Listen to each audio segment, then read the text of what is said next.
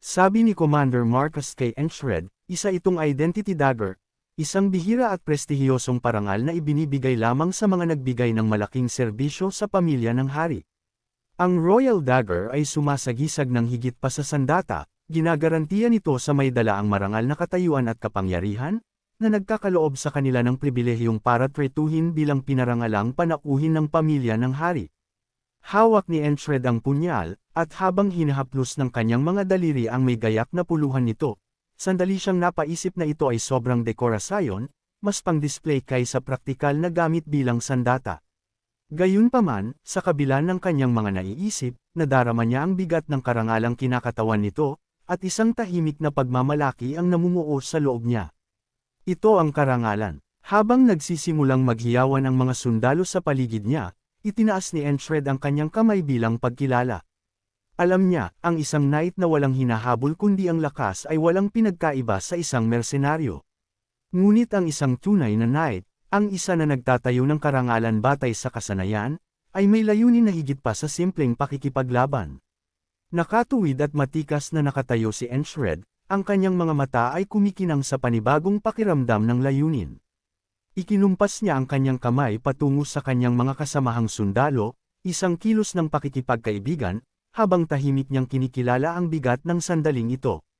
Ang Reg Along ito, ang punyal na ito, ay higit pa sa pagkilala, ito ang kanyang stepping stone, ang kanyang landas patungo sa pagiging isang tunay na knight. Habang pinapanood ang paghiyaw ng mga sundalo, nakakunot noo si Rem, halatang hindi nasisiyahan. Bumabanggit siya na siya rin ay gumawa ng bagay na karapat-dapat kilalanin. Bakit daw ang lieutenant lang ang nakakakuha ng lahat ng atensyon, pagmamaktol niya? Ang kanyang boses ay may halong pagkadismaya at pangungutya. Si Odin, masayang pumalakpak, ay tumugon ng may malawak na ngiti, na nagsasabing, si Enshred ay parang Diyos, sumasagot sa mga panalangin ng kanyang mga sundalo. Ang kanyang boses ay puno ng paghanga, bagaman may halong mapaglarong biro. Sa gitna ng pagdiriwang, si Ragna, na inaantok pa dahil sa mahabang araw, ay inaantok na nagtanong, uuwi na ba tayo? Si Andrew naman ay nagsimulang maghiyawan, ang kanyang boses ay masigla habang ipinapahayag na si Enshred ay kahanga-hanga.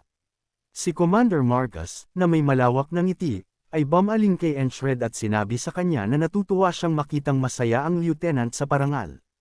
Ngunit pagkatapos, nag-iba ang kanyang ekspresyon, at idinagdag niya, huwag ka munang makontento, Enshred. May personal na regalo pa na naghihintay sa iyo. Pwede mo itong abangan. Si Enshred, bagaman bahagyang nagulat sa mga salita, ay nadama ang paglaki ng kanyang pananabik. Ano kaya ang iniisip ni Marcus?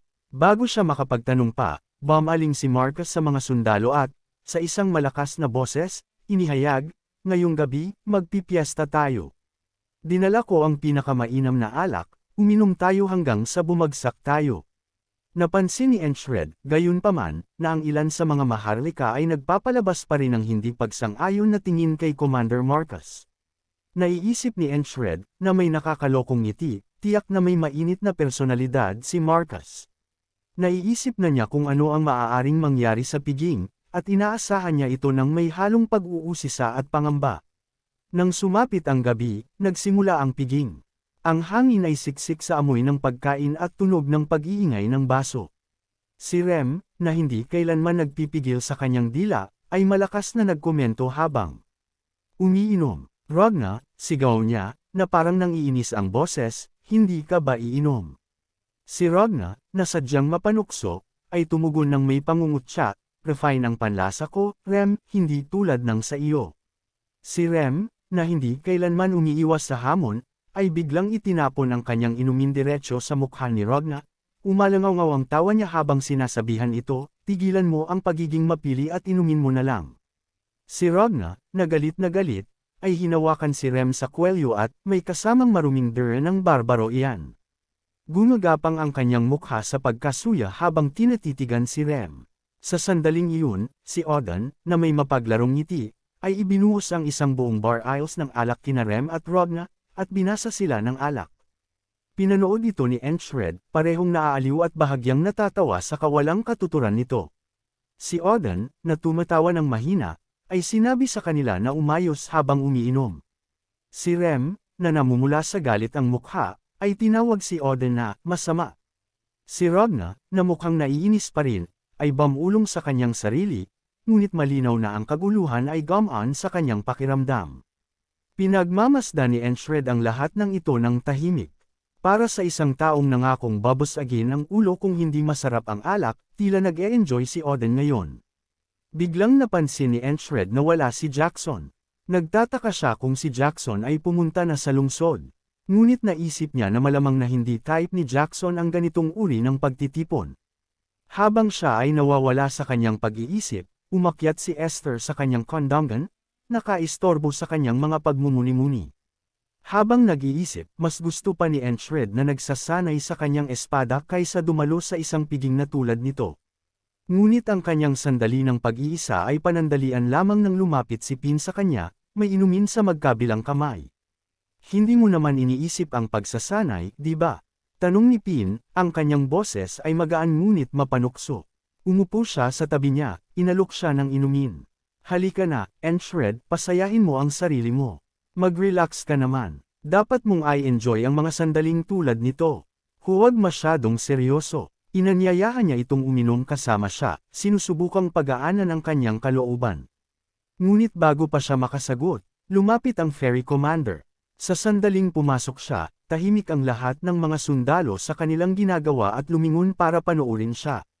Napansin din siya ni Enshred na papalapit, at ang kanyang atensyon ay nakuha ng kanyang presensya. Tinawag niya si Enshred na masamang lalaki dahil nakaupo sa tabi ng ibang babae.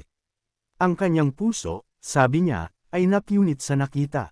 Si Enshred, na walang emosyon ang mukha, ay sumagot, oo na, sige. Nang marinig ang sinabi ni Enshred, nag-iba ang mood ng mga sundalo. Nagsimula silang magbulungan, tinatawag siyang walang puso. Isang sundalo ang umiiling ng hindi makapaniwala, na nagsasabing, paano nasabi ni Enshred ang ganoon? Hindi ba niya nakikita ang nasaktang tingin sa mata ng ferry commander? Ang ferry commander mismo ay nakikisama sa mga salita ng sundalo, isang mahina na pamumula ang kumule sa kanyang pisngi. Si Pin, na nalilito pa rin, ay nagsabi na hindi niya inakala na si Enshred ay ganoon kawalang damdamin. Bumaling si Enshred sa kanya nang nagkikibit-balikat, na nagsasabing, wala akong ginagawa. Samantala, pinanood ni Esther ang interaksyon na may halong pagkadismaya at lumalaking inis. Naglilimita ako, naisip niya, ngunit literal siyang gumagamit ng kanyang lakas upang tulungan ang kanyang paggaling. At gayon paman, lumalandi siya sa ibang babae. Sa kanyang isip, hindi niya maiwasang tawagin si Enshred na walang hiyang bastardo. Ang kanyang pagkainis ay kumulo, at sa isang iglap ng pagkadismaya, sinuntok niya ito sa ulo. Nabigla ang mga sundalo, hindi sila makapaniwala sa kanilang mga mata. Ang leopard ay nagseselos, at si Enshred, tila, ay nambibighani sa iba't ibang uri. Si Vengeance, na puno ng galit dahil sa kalasinggan, ang biglang tumayo, hinugot ang kanyang espada. Sampain ka, sigaw niya. Ilan na ba ang hinahabol mo, Enshred, pagkatapos ni Jenny? Tinitigan niya ito, puno ng galit ang boses. Hindi ko na kaya ito. Ipapakita ko sa iyo kung ano ang dapat gawin. Ngunit nang mapansin niya ang tiwala at nakangiting mukha ni Enshred, nag-alinlangan siya. Nag-atubili ang sundalo, lumuwag ang hawak sa kanyang espada. Si Enshred, na may matalim na tingin, ay humakbang pasulong, ang kanyang boses ay mababa at matindi. Ngayon, iyan ang gusto kong marinig, sabi niya. Si Vengeance, na ngayon ay halatang natatakot, ay ibinabalik ang kanyang espada sa kaluban at nagsimulang umurong. Ang ibang mga sundalo, nang makita ito, ay nagsimulang itulak siya, hinihimok siyang panindigan ang kanyang salita. Ang isang lalaki ay hindi dapat bawiin ang kanyang salita. Sigaw nila, si Chris, na nakakita ng oportunidad, ay nagtayo ng isang kubol ng postahan, nananawagan sa mga sundalo na maglagay ng kanilang taya. Bigla, isang sundalo mula sa border guard ang lumapit sa karamihan. Ang ferry commander, na nag-oobserbo sa palitan ng may lumalaking pagkabalisa, ay nagtanong, ano ang nagdala sa iyo rito? Isang sundalo ang itinuro ang kanyang kasama, na nagsasabing, dumating kami para ipakilala ang lalaking ito, si Zenek, kay Enshred.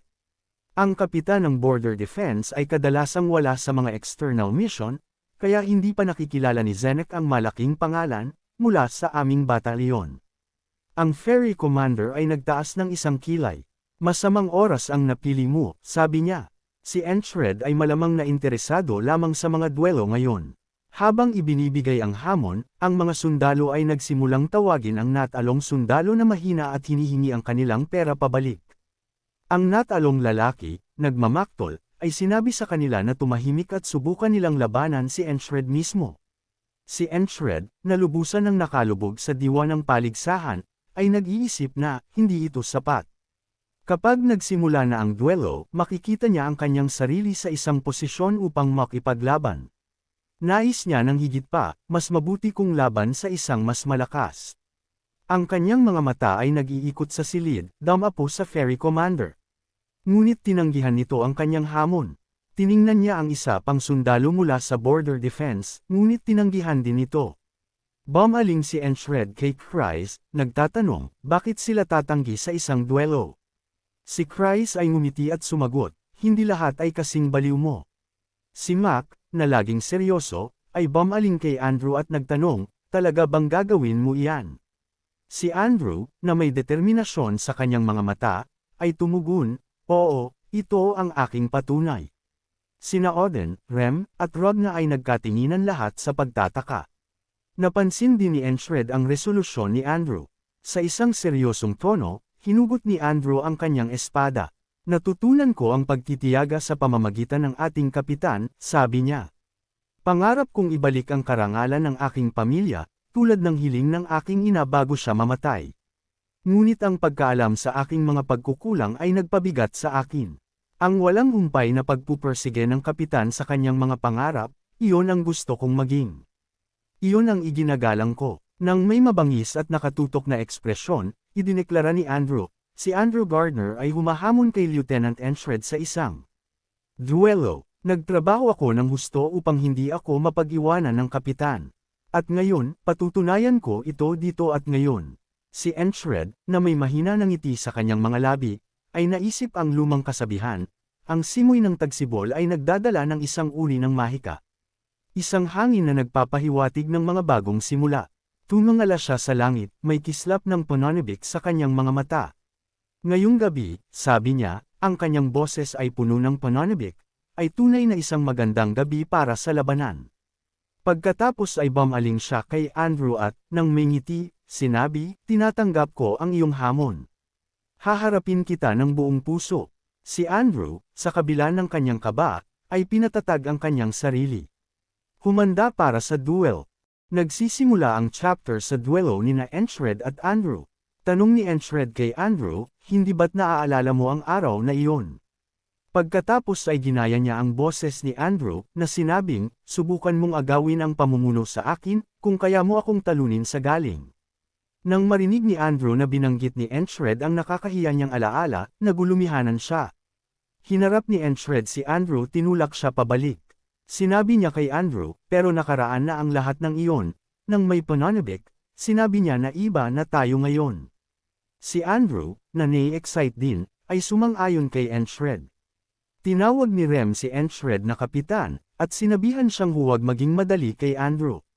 Kahit ang isang bigong squad leader ay karapat-dapat purihin sa kanyang tapang, sabi niya.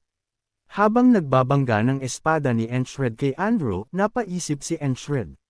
Nawala na ang kay-abangan ng kabataan ni Andrew, at napalitan ng pag-iingat at karanasan. Napansin ni Enchred kung gaano na nagbago si Andrew mula nang una silang magkita. Nagpatuloy ang kanilang duelo. Sa paglipas ng panahon, napag-isipan ni Enchred na hindi lang ang kanilang relasyon ang nagbago, kundi nag-evolve din ang kanilang mga kasanayan. Nang may determinasyon, sumugod si Enchred kay Andrew. Bahagya lang na-block ni Andrew ang atake ni Enchred, ngunit hindi niya nakayanan ang puwersa. Unti-unti, nagsimula siyang matulak pabalik. Iwinasiwas muli ni Enchred ang kanyang espada, at sa pagkakataong ito, napatalsik si Andrew.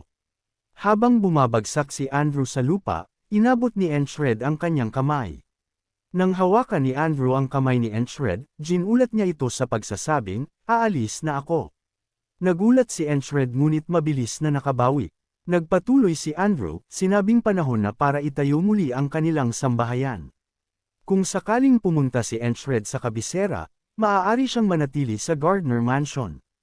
Pagkatapos, biglang nahihiya, idinagdag ni Andrew, dahil natanggap mo na ang Royal Dagger, sa Royal Castle ka na lang kaya tumuloy. Si Enshred, sa isang mapagmahal na kilos, hinaplos ang ulo ni Andrew at sinabing aabangan niya iyon. Nang may time ng ngiti, sumagot si Andrew, oo. Napansin ni Ragna ang sandali, at tinanong si Mac, sasama ka rin ba kay Andrew? Napansin niya na umiiyak si Mac. Hindi makapaniwala si Mac na si Andrew ay naging ganoon kadakila. Si Auden, sinusubukang pagaanin ang mood. Sinabihan si Mac na panasan ang mga luhang iyon dahil masayang okasyon ito. Si Mac, pinunasan ang kanyang mata at ilong sa balikat ni Rem, kaya nandidiri si Ragna. Galit na nagtanong si Rem, gusto mo bang mamatay o ano? Habang tumatakbo si Andrew patungo kay Mac, sinabihan niya si Rem na tigilan na ang pambubuli dito.